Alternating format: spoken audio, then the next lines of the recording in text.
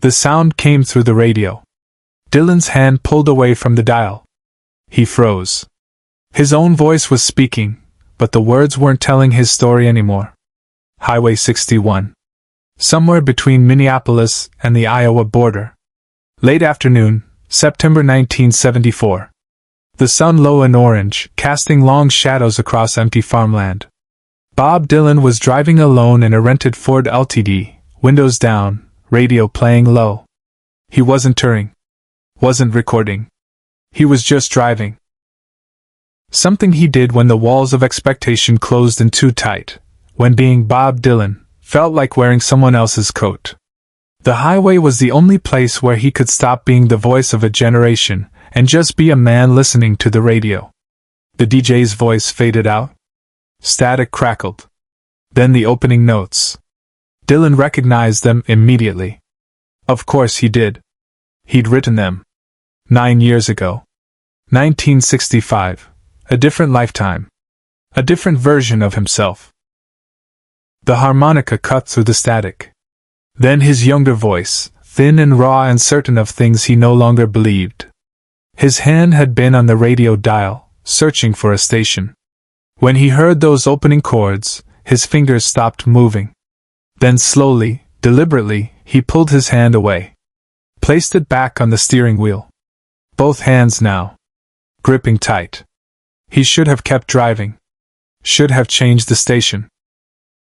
Should have done what he always did when his own songs came on the radio, turned it off and moved on. But something in that moment held him there. The song played. His voice from 1965 singing words he'd written in a basement apartment in New York City, angry and young and convinced he knew something the world needed to hear. Protest words. Revolution words. The kind of absolute certainty that only comes before you've lived long enough to see your certainties crumble. Dylan pulled the car onto the shoulder. Turned off the engine. Sat there with his hands still on the wheel, while his own ghost sang to him from the dashboard. Dylan didn't explain himself. He never did. The song was called The Answer Man. He'd written it in 3 hours, recorded it in one take, and watched it become something he never intended. The folk movement had claimed it. The protest singers had made it their anthem. College students sang it at demonstrations. Critics called it his most important work. Dylan had stopped performing it in 1966. Not because he didn't believe in it. Not because it wasn't good. But because every time he sang it, he could feel the audience wanting something from him, wanting him to be the person who wrote those words, to stay frozen in that moment of righteous anger, to keep being their prophet, their answer man. And he couldn't. He was changing. Growing. Becoming someone those words didn't fit anymore. So he put the song away. Locked it in the past with the version of himself who'd written it. But songs don't stay locked away. They escape. They travel. They find new lives in other people's throats, other people's radios, other people's moments of need. The song ended. Dylan sat in the silence that followed, watching dust motes drift through the sunlight slanting across the dashboard. Then the DJ came back on. Not playing another song. Talking. That was Bob Dylan, of course. The Answer Man. Recorded in 1965. And folks, I'm playing this today for a specific reason.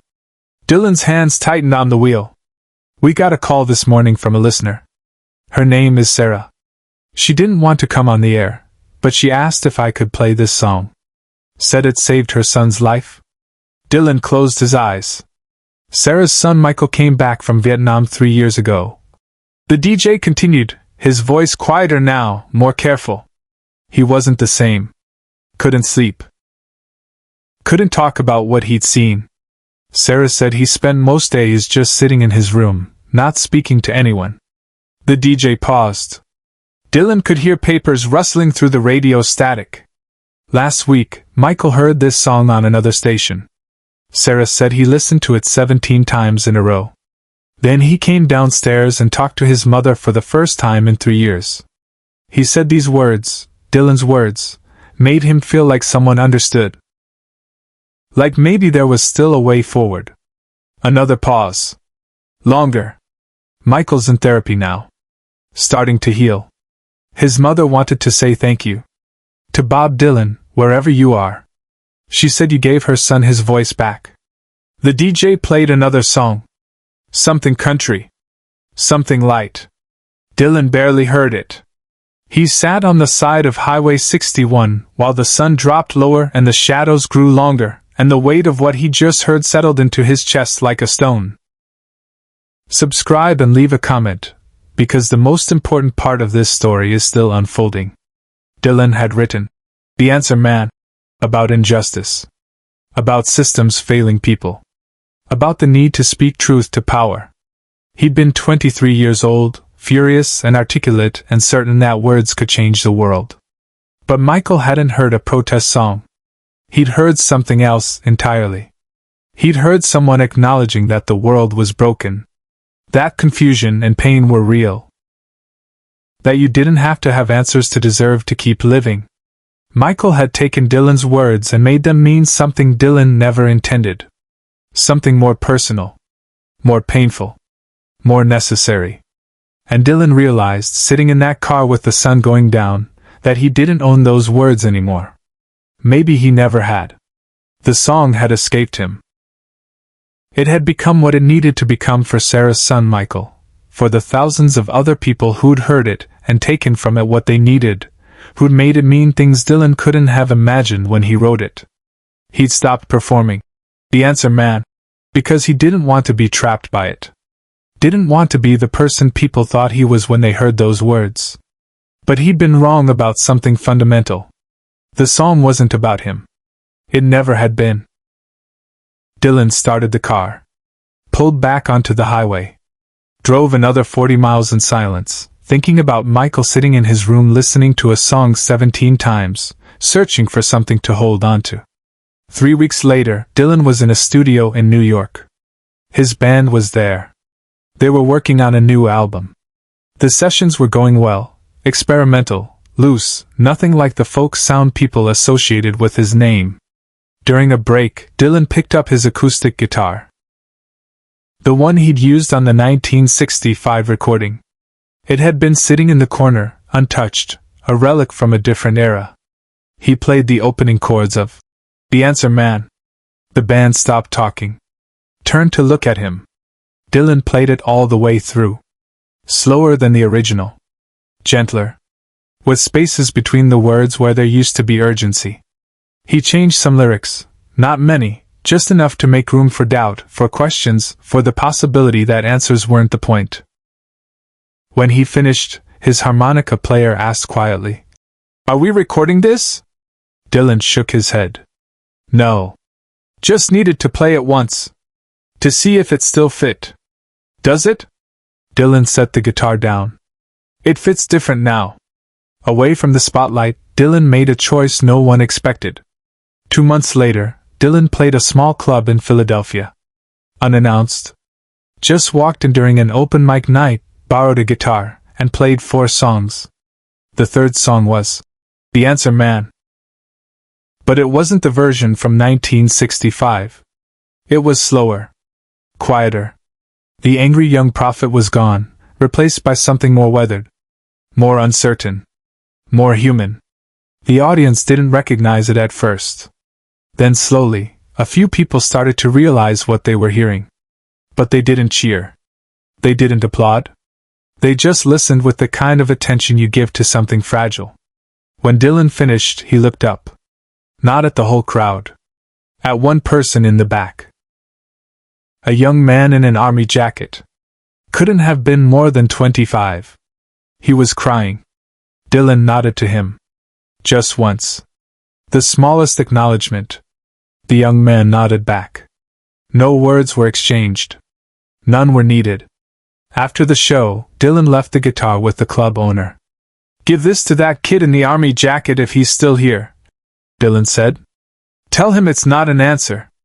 Just company." The club owner didn't understand. But he did it anyway. Years later, a journalist asked Dylan why he'd started performing The Answer Man again after a decade of refusing to play it. Dylan's answer was typical Dylan, oblique, half-truth, wrapped in misdirection. "Songs don't belong to who writes them," he said. "They belong to who needs them." The journalist pressed. "But you wrote it about political protest. Now you play it like a lullaby." Dylan smiled that crooked smile. "Maybe it was always a lullaby. I just didn't know it yet."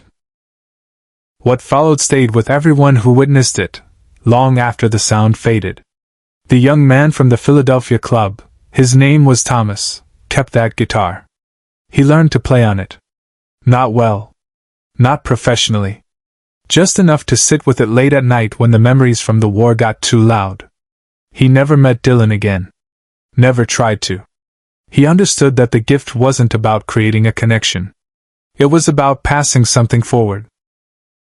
When Thomas's daughter was born, he played her, "The Answer Man," as a lullaby. Dylan's version. The slow one. The uncertain one. She grew up thinking it was a song about questions being okay. About not having to know everything. About the courage to sit with confusion. She never knew it started as a protest song. Maybe that was the point. Share and subscribe. Some stories deserve to be remembered. Dylan kept performing "The Answer Man" for the rest of his career. But he never played it the same way twice. Sometimes fast and angry like the original. Sometimes whisper quiet. Sometimes with a full band. Sometimes alone with just his harmonica. Critics never knew what to make of it. They'd write that he was undermining his own legacy, that he didn't understand the cultural importance of the song, that he owed it to history to preserve it the way they remembered. Dylan never responded to any of them. He just kept playing it different every time, as if the whole point was to prove that songs are living things, that they grow and change and mean new things in new mouths, new moments, new lives. In 1997, Dylan played a benefit concert for veterans. Before he went on stage, someone handed him a letter. It was from Sarah, Michael's mother. The woman whose son had called into that radio station 23 years ago. Michael had died 2 years earlier. Cancer. But Sarah wanted Dylan to know that her son had lived those 21 years fully. Had gotten married. Had children. Had taught high school music. Had played "The Answer Man" for his students every year on the first day of class. "This song is about not knowing," Michael would tell them. "And that's okay. That's human." Dylan read the letter backstage. Folded it carefully. Put it in his guitar case. That night he played "The Answer Man" as the final song. The slowest version he'd ever performed. Almost a prayer. When he finished, he didn't bow. Didn't wave. Just set down his guitar and walked off stage. The guitar stayed there. Center stage. Under a single spotlight. The audience sat in silence for a long time before they started to applaud. Some songs belong to the person who writes them.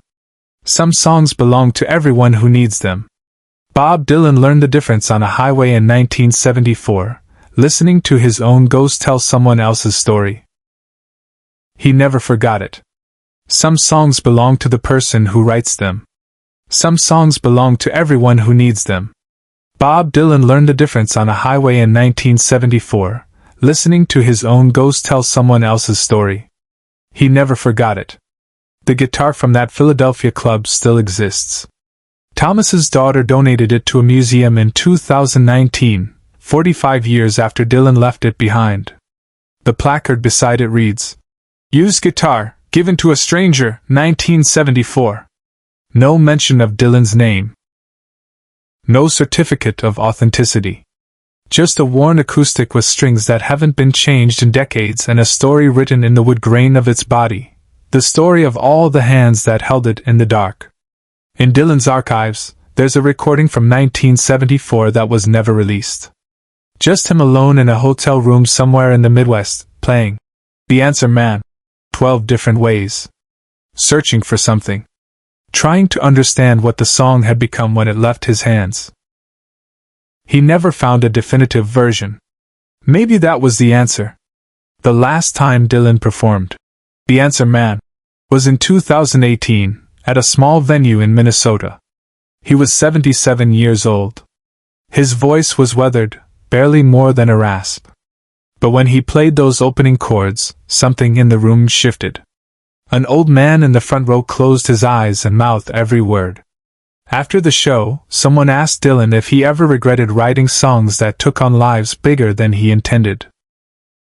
He thought for a long time before answering. "A song is like a child," he finally said. "You give it what you can. Then you let it go. It's not yours anymore. It belongs to whoever needs to hear it." He paused, then added, "The hard part isn't letting go. The hard part is watching what they do with it. Watching it mean things you never meant. Watching it save people you'll never meet."